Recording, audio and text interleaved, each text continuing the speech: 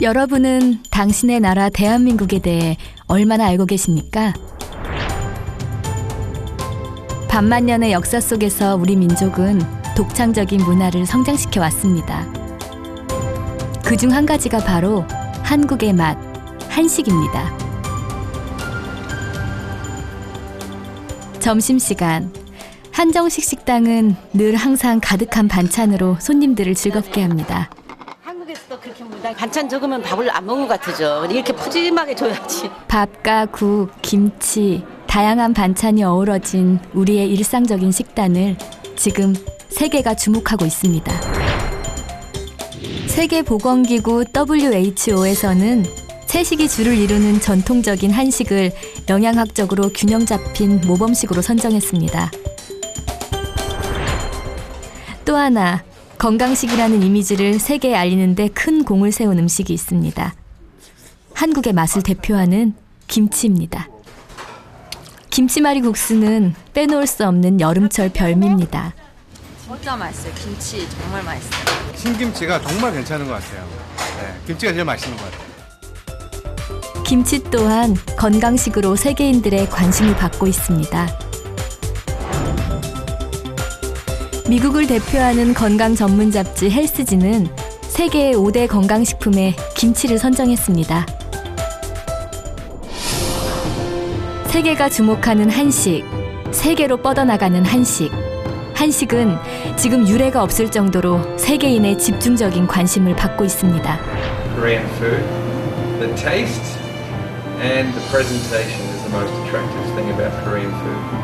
They're visually stimulating, they're healthy, and it has such a rich history behind it as well, which is fantastic. 우리가 매일 먹는 밥과 국, 김치 속에 숨어있는 건강함의 비밀. 그리고 한식 속에 깃들어 있는 한국 문화와 건강 철학까지. 저 박은혜와 함께 만나봅니다.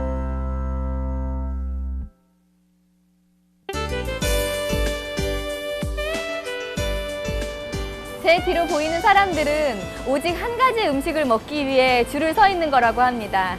한여름이면 한국에서 흔히 볼 수 있는 광경인데요.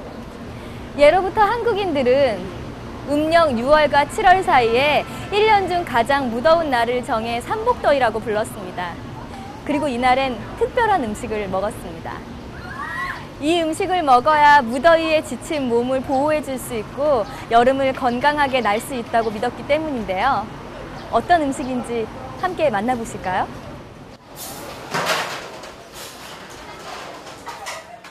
복날, 대부분의 한국 사람들은 통과 의례처럼 이 음식을 먹습니다.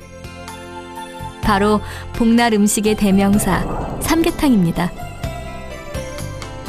달걀, 찹쌀과 인삼, 밤, 대추 등을 넣고 각종 한약재까지 곁들여서 푹 끓여낸 대한민국 대표 보양식, 삼계탕. 단오나 동지 같은 전통의 절기들이 사라져가고 있는 요즘, 복날에 삼계탕을 먹는 풍습만큼은 여전히 건재한데요. 삼계탕을 먹으면 기운이 난다는 우리의 믿음은 사실일까요? 닭고기의 단백질 성분과 그리고 또 이제 인삼이라든가 대추라든가 그리고 각종 야채에 들어있는 무기질 성분들을 같이 먹을 수 있고요. 그리고 또 지방 그리고 무기질 비타민까지 같이 한 그릇에서 섭취를 할 수 있기 때문에 아주 우수한 음식이라고 할 수가 있습니다. 복날의 삼계탕처럼 한식에서는 24절기에 먹는 음식인 절식이 발달했습니다. 복날에는 삼계탕과 함께 참깨와 닭으로 만든 임자수탕을 먹었고, 봄의 절기인 삼진날에는 청포묵과 각종 나물들을 버무려 만든 탕평채를, 추석에는 햇곡식으로 만든 송편을 먹었고, 대보름에는 애군을 예방하기 위해 견과류를 먹었습니다. 그런데 다양한 절기 음식에는 한 가지 공통점이 있습니다. 제철에 나는 재료를 적극적으로 활용했다는 점과 음식 속에 건강을 기원하는 마음을 담았다는 점입니다. 한국에는 약식 동원이라는 말이 있습니다. 약과 음식은 그 근원이 같다는 뜻으로 매일 먹는 음식이 얼마나 중요한지를 강조하는 말입니다. 한식은 오늘날의 관점에서도 건강식이라고 할 수 있습니다. 육류와 채소가 균형을 이루고 있고 음식이 자연과 사람을 이어준다고 생각해서 제철에 나는 채소나 나물을 주로 먹어왔을 뿐만 아니라 자연 그대로의 맛을 살릴 수 있는 조리법이 발달했던 것입니다. 그만큼 조리 과정에서 파괴되는 영양소도 적었고요. 그런데 문제는 겨울이었습니다. 농사기술이나 보관기술이 발달하지 못했던 시절에는 겨울이면 채소를 구하기가 어려웠기 때문인데요. 이러한 문제를 해결하기 위해서 등장한 음식이 바로 한국을 대표하는 음식, 김치였습니다. 점심시간을 맞은 한 백반 전문 식당. 음식을 나르는 아주머니의 손길이 분주한데요. 백반이란 흰 쌀을 뜻하는 말이지만 일반적으로 밥과 반찬, 국과 찌개가 함께 나오는 상차림을 말합니다. 그날 손님상에 올라가는 반찬이나 찌개의 종류가 달라진다는 점이 일반 한식당과 다른 백반집만의 매력인데요. 하지만 백반집의 반찬이 제 아무리 변화무쌍하다 해도 언제나 한결같이 상에 오르는 반찬이 있습니다. 바로 김치인데요. 한국인에게 김치는 그야말로 약방의 감초 같은 존재. 한국 사람들 김치가 없다면 빵에 팥이 없는 거와 마찬가지겠죠? 실제로 한국 사람들의 12.5%는 매일같이 김치를 먹는다고 합니다. 김치의 종류만 해도 180여 가지. 지역마다 특색 있는 김치들이 발달했고 담그는 방법이나 재료에 따라서도 김치의 종류는 달라집니다. 하지만 뭐니 해도 김치의 백미는 김장김치라고 할 수 있습니다. 김치는 크게 김장김치와 제철에 나는 재료로 그때그때 손쉽게 담가 먹는 계절김치로 나뉩니다. 특히 김장김치는 한 번 담그면 겨우 내내 먹어야 하기 때문에 재료가 아낌없이 들어갑니다. 그만큼 김장김치는 풍부하고 깊은 맛이 납니다. 겨울 양식의 반이라는 말이 있을 정도로 김장김치는 겨울철 중요한 먹을거리였습니다.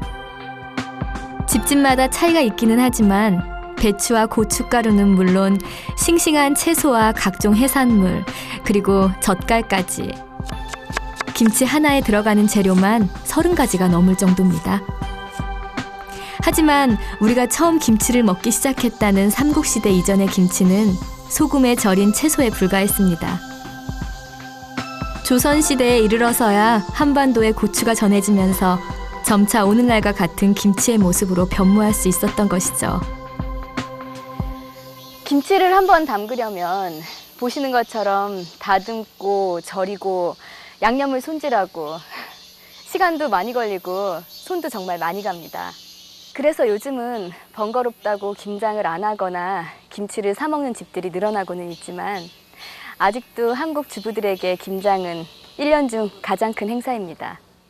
완성된 김장김치는 이렇게 흙으로 만든 장독에 넣어서 땅에 묻어서 보관합니다.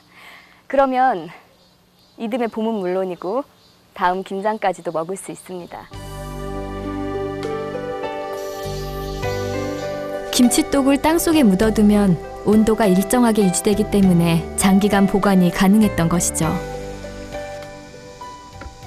김치 속에 갖가지 재료들이 어우러지면서 발효가 일어나기 때문인데요. 발효와 숙성, 그 기다림의 시간을 거쳐야만 김치는 특유의 곰삭은 맛이 나면서 몸에도 이로운 성분들이 만들어진다는데요. 그렇다면 김치가 숙성되는 동안 이 안에서는 어떤 변화가 일어나는 걸까요? 숙성과 발효의 과정을 거치면서 건강식품으로 탈바꿈하는 김치. 부산대학교 송영욱 교수는 김치를 꾸준히 먹으면 심혈관 질환을 예방할 수 있다고 주장합니다. 잘 익은 김치 속에는 30종류가 넘는 유산균과 항산화 물질인 HDM, PPA가 들어있습니다. HDM-PPA를 콜레스테롤 수치가 높은 동물에게 4주간 주사한 결과 고콜레스테롤 혈증 치료제와 비슷한 수준으로 혈중 지질이 낮아진 것입니다. 예, 김치를 계속해서 많이 드시면은 저희가 보건대는 혈중 콜레스테롤도 떨어뜨리고요. 그 다음 여러 가지 혈중에 있는 중성지방도 떨어지면서 동맥경화를 예방을 해서 심혈관계 질환이 예방될 것이라고 예측을 하고 있습니다. 김치와 함께 한국을 대표하는 발효 음식으로 자웅을 겨루는 것이 있습니다. 바로 구수한 맛이 일품인 된장찌개입니다. 전통 양념 된장은 짭짤하면서도 구수한 맛이 특징인데요. 찌개뿐만 아니라 국물이나 나물 같은 음식에도 맛을 내거나 간을 맞추는 용도로 두루두루 쓰이고 있습니다. 된장찌개를 걸쭉하게 끓여서 채소를 곁들인 밥과 함께 비벼 먹는 된장 비빔밥 또한 빼놓을 수 없는 된장 음식입니다. 항상 옆에 밀접하게 있는 음식이니까 일반적으로 그 된장이 없으면 뭔가 이렇게 밥 먹는데 반찬에서 좀 많이 빠진 것 같고, 그리고 또 그냥 김치나 뭐 다른 반찬을 먹을 때도 된장이 있어야 좀 더 조화롭게 우리가 음식을 먹을 수 있다. 한식에서 빠져서는 안 되는 음식인 것 같아요. 그래서 많이 먹는 것 같아요. 되는 집안은 장맛도 달다는 옛말이 있을 정도로 선조들에게 장맛은 한 집안을 가늠하는 중요한 잣대였습니다. 담양 고씨마을의 종갓집을 찾아 된장 맛의 비밀을 알아봤습니다. 맛 좋은 된장을 만들기 위해서는 우선 11월에서 12월 사이에 메주를 빚어야 합니다. 30에서 40일 동안 잘 띄워진 메주는 된장을 담그기 직전에 표면에 붙어있는 이물질들을 씻어냅니다. 그런 다음 항아리에 볏짚을 태운 연기를 쐬어주는데요. 항아리 소독하기 위해서 하는 거예요. 네, 나쁜 균 죽어라고. 소독을 마친 항아리에 잘 씻어서 말려둔 메주를 차곡차곡 쌓아 담습니다. 그런 다음 하루 전에 물에 개어둔 맑은 소금물을 부어줍니다. 이때 메주와 물, 소금의 비율은 1대 4대 0.8 정도가 알맞다고 하는데요. 이제 메주가 지금 말랐잖아요. 부르면 커져요, 메주가. 처음에 만들 때 이렇게 컸거든요. 이제 마른 게 적어요. 이제 여기다가 숯하고 대추하고 고추하고 넣으면 됩니다. 장독에 숯과 붉은색의 말린 고추, 대추를 넣는 것에는 나쁜 기운이 침입하는 것을 막아준다는 주술적인 의미가 담겨 있습니다. 네, 숯은 그 물을 정화작용을 하고요. 이제 고추는 곰팡이 나지 말라고 하고요. 대추는 대추같이 달고 맛있어라고. 모든 준비가 끝나면 장독에 고추와 숯을 끼워서 만든 금줄을 걸어두는데요. 금줄이 잡기와 나쁜 기운을 막아준다고 믿어왔기 때문입니다. 정성 어린 마음과 함께 된장을 완성시키는 또 한 가지는 바로 시간입니다. 1년, 2년, 3년 해가 더해지고 시간이 갈수록 된장의 색은 진해지고 맛은 깊어지기 때문입니다. 된장은 양념으로서뿐만 아니라 우리 민족의 건강을 지켜주던 파수꾼이었습니다. 된장은 콩으로부터 만들기 때문에 콩 자체가 가지고 있는 여러 가지 기능성 물질들을 많이 가지고 있습니다. 그런데 그것이 이제 발효가 되면서 그 몸에 좋은 어떤 균들하고 그리고 이제 발효가 되면서 만들어지는 여러 가지 성분들이 있는데 그 단백질이 한 40%를 차지하고 있습니다. 근데 그 단백질이 그 펩타이드라는 성분으로 이렇게 바뀌게 되는데 그 성분들이 또 좋은 효과를 내고요. 전통 장류를 연구하고 있는 부산대학교 박건영 교수. 그는 특히 된장의 항암 기능에 주목하고 있습니다. 설트니스는 뭐 크게 상관이 없는데 이거는 콩 속에는 여성 호르몬 에스트로겐과 유사한 형태를 띠면서 암을 예방해주는 이소플라본이 다량으로 함유돼 있습니다. 그런데 콩보다는 된장으로 섭취했을 때 이소플라본의 작용이 활발해진다고 합니다. 이 전립선암이나 유방암의 경우는 이 여성 호르몬이 너무 과다하게 분비가 돼서 문제가 될 수가 있는데 그 된장국을 먹게 되면은 그 여성 호르몬하고 비슷하게 생긴 이 식물성 여성 호르몬이 서로 이제 경쟁을 해가지고 암의 발생을 이렇게 막아준다 이렇게 볼 수 있습니다. 주말 오후 전통 혼례가 열리고 있는 남산 한옥마을입니다. 결혼식과 같은 중요 의례는 물론 한국인의 정신과 일상생활에 이르기까지 깊이 자리에 있는 전통 사상이 있습니다. 신부의 연지곤지 청사초롱의 청색과 붉은색은 음과 양을 상징한다는데요. 우주 만물의 모든 현상을 음과 양으로 설명하는 음양오행사상입니다. 우리 민족이 즐겨 사용하는 오방색 또한 오행을 상징하고 있다는데요. 음양오행사상과 오방색은 우리의 음식 속에서도 어김없이 깃들여 있습니다. 세계 속에 한국을 알리는 데 앞장서고 있는 한국관광공사의 이참 사장. 한국인으로 귀화 후 공기업의 대표가 된 이참 사장의 한식 사랑은 특별합니다.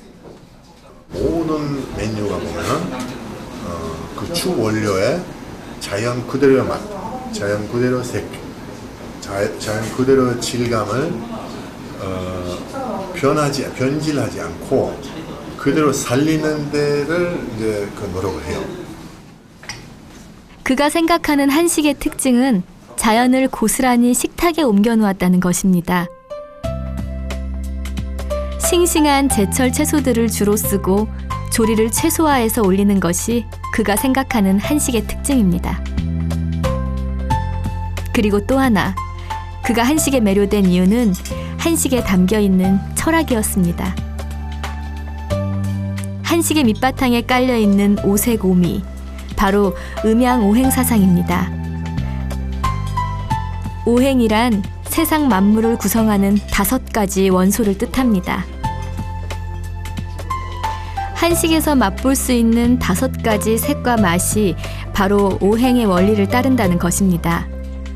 오행을 상징하는 오방색의 음식을 골고루 먹으면 신체도 균형 있게 다스려져 건강할 수 있다는 믿음, 즉 보약의 개념으로 발달해 왔다는 것입니다. 몸에 좋은 것들이 다 해당되는 그런 기관과 해당되는 기능과 해당되는 우리 몸의 에너지들이 이게 보충되거나 과했을 때는 그것을 좀 약간 조화시키는 그런 역할이 음식하는 거죠. 한식 중에서도 음양오행과 오방색의 법칙이 가장 잘 드러나는 것이 궁중음식입니다. 조선왕조 궁중음식 이수자인 박미숙 교수가 궁중음식 상차림을 재현해봤습니다. 조선의 왕이 일상적으로 드셨던 밥상을 일컫는 수라상. 밥과 국, 김치, 장류를 제외하고 12가지 반찬이 오른다고 해서 12첩 반상이라고 불립니다. 12첩 반상을 이렇게 차리게 되면 이제 임금님이 드시는 대원반이라고 해서 가장 큰 상에다가 찬 12가지에다 기본찬을 얹어주고요. 그 옆에 이제 소원반이라고 해서 작은 또 원반이 하나 있거든요. 밥을 지어서 옆에다 대기를 하고 있어요. 그 다음에 이제 그 소원반이라고 해서 이제 옆에 곁들여지는 상이 하나 또 있고요. 또 전골이 하나 나가게 되는데 전골만 따로 준비하는 책상반이라고 해서 전골상이 하나 차려져요. 오로지 왕만이 드실 수 있었던 만큼 오방색의 법칙은 더욱 철저하게 지켜졌습니다. 전체적인 상차림뿐만 아니라 각각의 음식에도 고명을 얹어 오방색의 조화를 추구했습니다. 오늘날의 음식에서도 오방색의 법칙은 쉽게 발견됩니다. 대표적인 것이 궁중 음식에서 유래한 것으로 알려진 비빔밥입니다.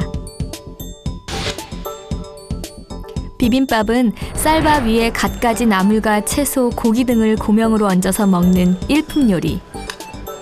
먹는 사람의 기호에 따라 고추장의 양을 조절할 수 있다는 것도 비빔밥의 장점입니다. 비빔밥 한 그릇이면 다른 반찬 없이도 든든하게 한 끼 식사를 해결할 수 있는데요. 영양학적으로도 완벽한 음식이라고 합니다. 비빔밥 한 그릇 속에 지금 모든 영양소가 다 들어갔어요. 채소라든가 이런 것 등이 전부 다 들어갔고요. 또 밥이 주식인 우리가 그 에너지원인 탄수화물이 충분히 들어가져 있고요. 그래서 거기에다가 우리가 국물 하나만 줘도 우리가 완벽한 식단이다라고 이렇게 이야기할 수가 있어요. 또한 비빔밥은 음양오행으로 해석했을 때도 완벽한 음식입니다. 오행을 상징하는 5가지 색이 골고루 들어가 있기 때문인데요. 오행 중에서 금을 상징하는 흰색과 목을 뜻하는 녹색, 토의 황색, 수의 검정, 화를 상징하는 붉은색의 재료들이 조화를 이룹니다. 오방색의 균형은 곧 맛의 균형을 뜻하기도 합니다. 음양 오행, 그리고 음식이 가지고 있는 색깔들, 이제 오색이라고 그러죠. 그리고 또 그 색깔들이 가지고 있는 맛을 오미라고 얘기를 하고요. 그러한 오미와 오색의 식품들을 먹음으로 인해서 우리 몸속에 있는 이제 오장에게 영향을 미친다라고 전해 내려오고 있죠. 궁중 음식을 담당하던 이들이 민가에 나와서 전파시킨 음식이 한정식이라는데요. 그 상차림도 색이 화려하고 조화로운 것이 특징입니다. 한식에서 이러한 색의 법칙은 오랫동안 자연스럽고 무의식적으로 자리 잡아왔습니다. 그래서 이렇게 격식을 차린 상차림뿐만 아니라 일반적인 가정집에서도 이러한 색의 균형을 쉽게 발견할 수 있습니다. 그런데 한식에서는 색의 법칙만큼이나 중요한 것이 있습니다. 바로 무엇과 함께 먹느냐는 것입니다. 한국을 상징하는 맛하면 아마도 고추장의 매운맛일 것입니다. 고추장을 담글 때는 고춧가루를 비롯해서 10여 가지의 부재료를 엿기름에 우려낸 물에 골고루 섞어줍니다. 그런 다음 쌀과 엿기름을 고아서 만든 조청을 넣어줍니다. 조청이 들어가야 매우면서도 달짝지근한 고추장 특유의 맛이 난다고 합니다.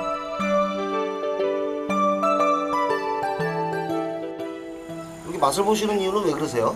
간을 맞춰가면서 해야죠. 네. 간을 뭐로 맞춥니까? 이게 되면 간장을 치고요. 네, 무르면 이제 죽염을 치면 돼요. 아, 간장으로. 네. 맛있는 간장이 들어가야 고추장이 맛있습니다. 근데 이게 그냥 소금이 들어간 게 아니고 발효된 간장이 들어가서 그렇게 몸에 나쁘질 않대요, 짜도. 소금으로 염분 섭취하신 거하고 이 간장으로 섭취한 것도 틀리대요. 마지막으로 조선 간장으로 간을 맞춰주면 고추장이 완성됩니다. 하지만 여기서 끝난 것이 아닙니다. 적어도 3, 4개월 동안은 인내를 갖고 기다려야 합니다.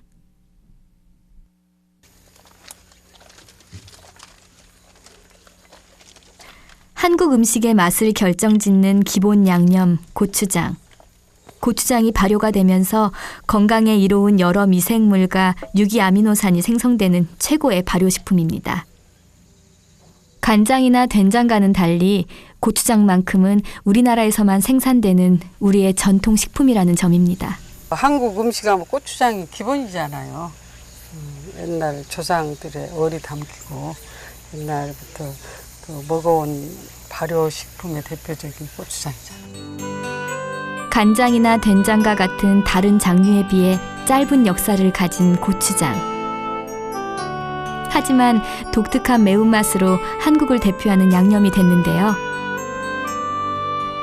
맛뿐 아니라 최근에는 고추장이 비만과 같은 성인병을 예방해준다는 사실이 알려지면서 화제가 되고 있습니다. 고추장 연구가 진행된 전북대학교를 찾았습니다. 전통장의 효능에 대해서 연구하고 있는 식품영양학과의 차연수 교수. 그녀는 과체중과 비만 환자들을 대상으로 고추장을 섭취한 후 그 변화를 관찰하는 실험을 했습니다. 12주 동안 인터벤션 스터디를 한 다음에 전후를 이제 여러 가지 지표, 비만 지표인 혈중, 리피드 프로파일이랄지, 그다음에 CT 촬영을 해서 이제 복부 비만도랄지 다양한 또 심혈관계 관련 지표들을 이렇게 비교해서 저희가 비교하여 봤습니다. 실험 결과 고추장을 먹인 그룹은 복부의 내장 지방과 피하 지방의 면적이 감소한 것을 발견했으며 또한 고지혈증의 원인인 중성 지방의 농도도 낮아졌다는 것을 밝혀냈습니다. 연구 결과는 입소문으로 전해졌던 고추장의 효능들이 실제로 입증된 것입니다. 육류보다는 채식 중심의 음식 문화를 발전시켜온 우리 민족. 하지만 우리에게도 세계에 자랑할 만한 육류 음식이 있습니다. 불고기와 함께 외국인들의 사랑을 한 몸에 받고 있는 바로 갈비입니다.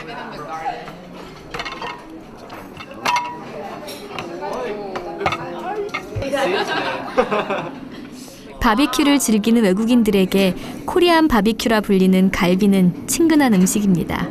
맛있겠다. 고기를 불에 직접 구워 먹는 방식이 유사하기 때문인데요. 다른 것이 있다면 한식의 갈비는 고기 본연의 맛보다는 양념과 각종 채소가 어우러진 맛을 추구한다는 것입니다.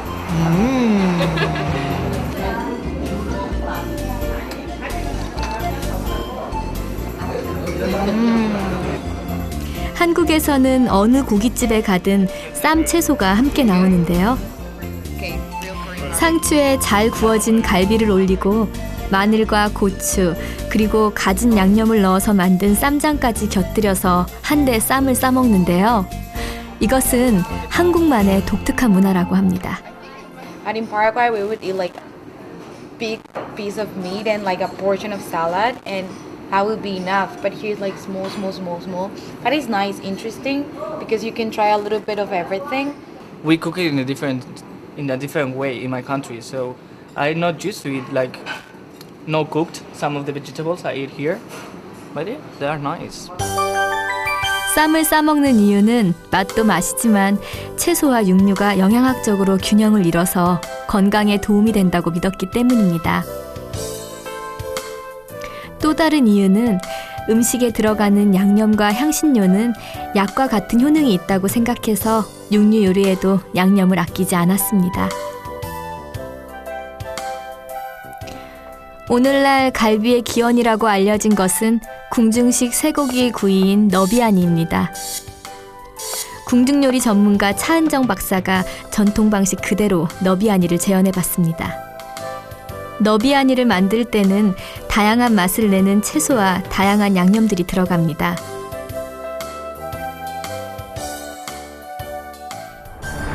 우리 선조들은 음양오행설에 근거해서 신맛은 간, 쓴맛은 심장, 단맛은 소화기, 매운맛은 폐, 짠맛은 신장을 다스린다고 믿었습니다.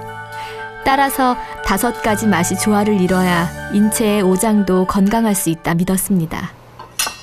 그래서 육류를 요리할 때도 5가지 맛이 골고루 들어갈 수 있도록 양념을 아끼지 않았습니다.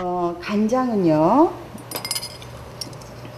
3큰술, 그리고 파 1큰술,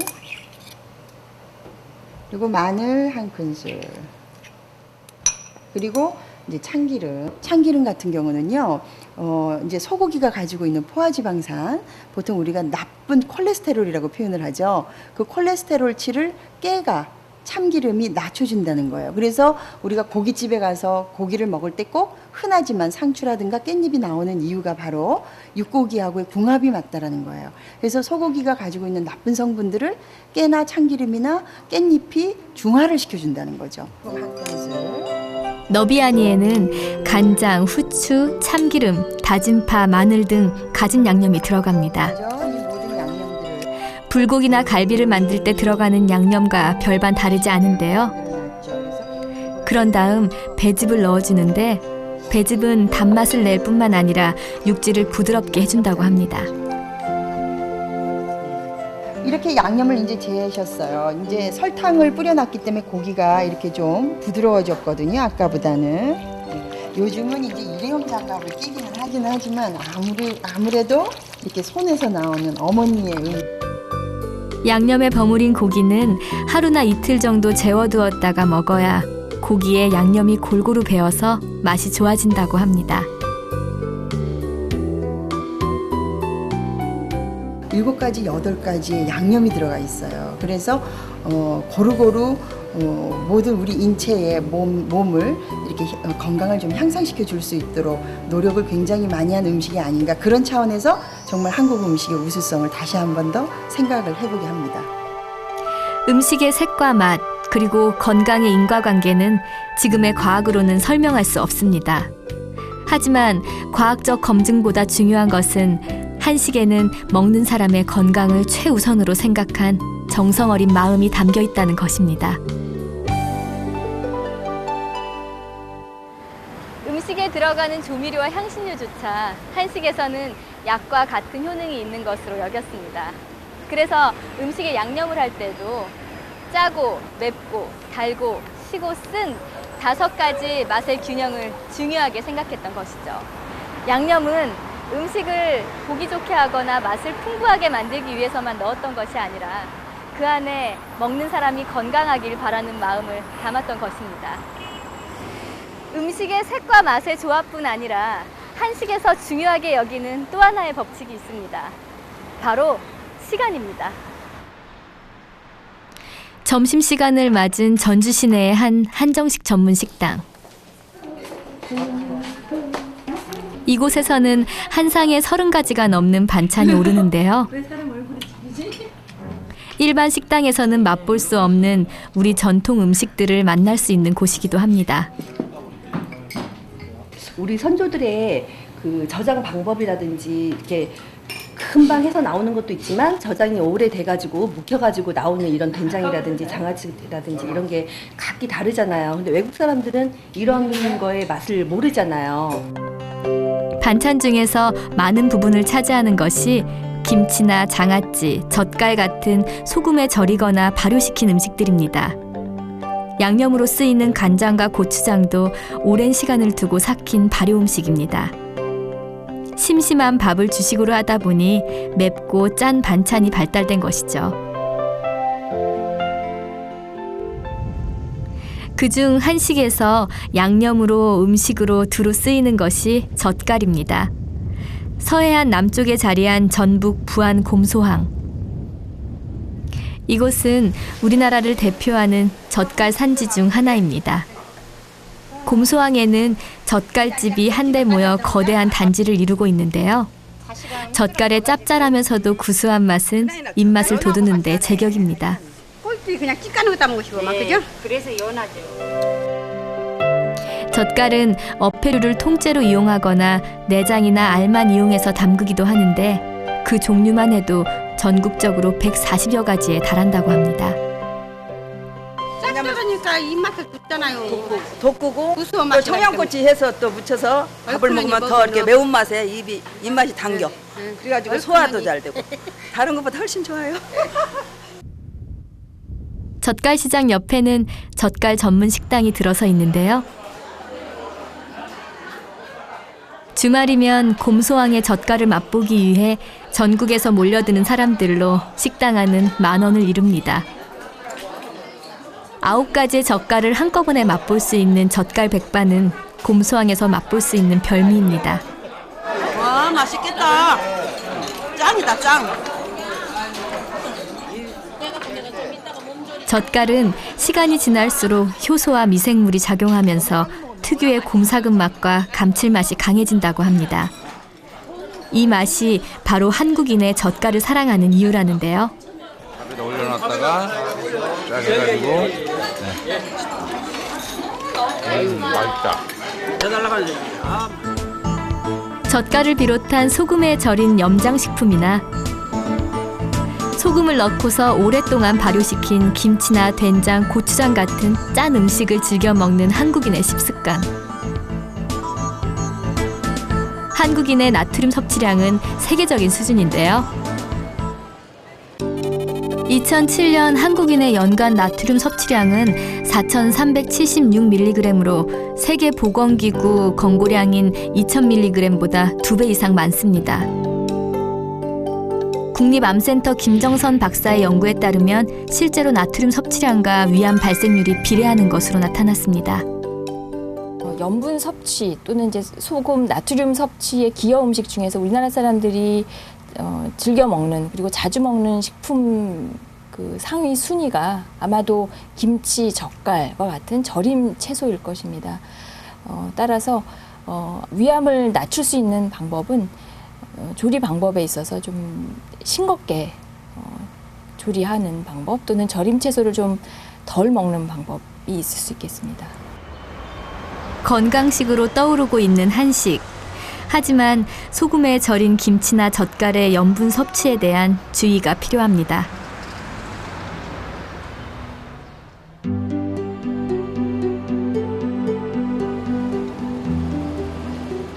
무엇을 어떻게 먹느냐에 따라 우리의 몸이 달라질 수 있습니다.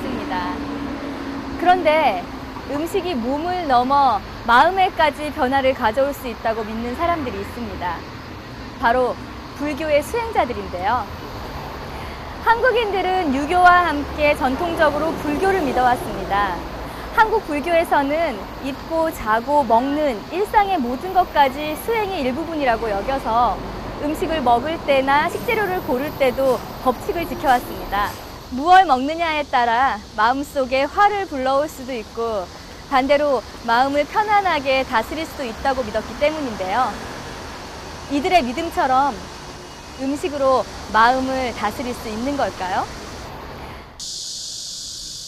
예로부터 불교의 수행자들은 음식으로 마음을 다스릴 수 있다 믿어왔습니다. 수행자들은 속세의 사람들과는 다른 음식을 먹어왔는데요. 바로 사찰 음식입니다. 채식과 건강에 대한 관심이 높아지면서 일반인들 사이에서도 사찰 음식을 배우려는 사람들이 늘고 있다는데요. 연근도 이렇게 좀 넣어주시고. 사찰 음식에서는 육식은 금하고 제철에 나는 채소와 산야초를 주로 사용하는데요. 부족한 단백질은 식물성 단백질이 풍부한 콩으로 대신합니다. 자극이 강하고 냄새가 많이 나는 마늘, 파, 부추, 달래, 홍거 등의 오신채는 금하고 있습니다.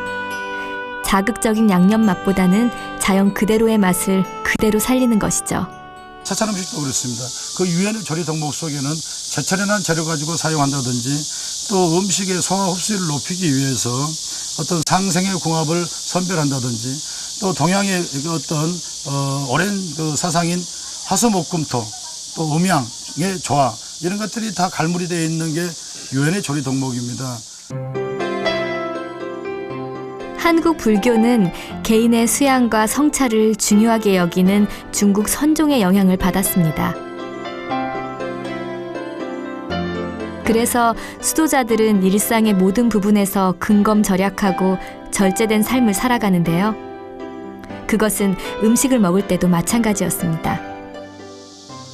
음식을 만들 때는 물론이고 음식을 먹을 때도 까다로운 법칙에 따랐습니다. 밥 먹는 행위 또한 수행의 일부라 여겼기 때문인데요. 스님들의 식사는 바루공양이라 불립니다. 바루는 스님들의 그릇을 뜻하는 말로 밥과 국, 반찬, 물을 담는 4개의 그릇으로 구성되어 있습니다. 또한 바루에는 적당한 양을 담는 그릇이라는 뜻도 있습니다. 배불리 먹으려고 욕심내지 말고 자신의 양만큼만 덜어서 먹으라는 뜻입니다. 바로 공양의 시작을 알리는 죽비가 울리면 음식을 먹기 시작하는데요. 바로 공양 내내 침묵을 지켜야 합니다. 그리고 쌀 한 톨, 나물 한 개도 남겨서는 안 됩니다. 여기에는 생명을 존중하는 마음, 그리고 환경을 생각하는 마음이 담겨 있습니다. 음식물 쓰레기가 자연으로 돌아가 생명을 죽이고 자연을 파괴할 수 있기 때문이죠. 식사를 마친 후에는 청순물을 받아서 그릇을 깨끗이 닦고 그릇을 씻어낸 물까지 다 마셔야 합니다. 깨달음을 얻기 위한 수행의 일부라는 바로 공양. 체험자들은 어떠한 깨달음을 얻었을까요? 생각했던 것들에 정리하는 것들, 마음을 정리하고 수련하는 것들에 대해서는 좀 스스로 정리할 수 있는 시간이 되었던 것 같아요. 음식의 절약, 생태계를 생각하는 부분, 또 미물까지 생각하는 그런 배려심이라고 해야 되나? 그런 부분까지 배운 것 같아요. 우리가 일상적으로 여겼던 먹는 일조차 수행의 일부라 여기는 사찰의 음식 문화. 불교가 바로 공양을 통해 우리에게 주는 가르침은 무엇일까요? 그 해답은 무엇을 어떻게 먹느냐가 그만큼 인생에서 중요한 문제라는 것이 아닐까요?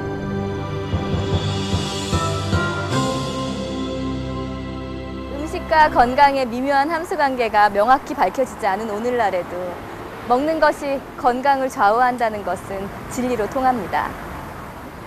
삶을 영위하는 데 필수 불가결한 요소인 의식주 중에서 입는 것이나 사는 곳은 조금 불편해도 살아갈 수 있지만 매일매일 건강과 생명 유지에 필요한 영양소를 공급해주는 음식은 건강과 직결되기 때문입니다. 무엇을 어떻게 먹느냐에 따라 여러분의 삶도 달라질 수 있습니다. 그리고 그 삶을 바꾸는 선택 또한 여러분에게 달려 있습니다. 그렇다면 오늘 여러분은 무엇을 드시겠습니까?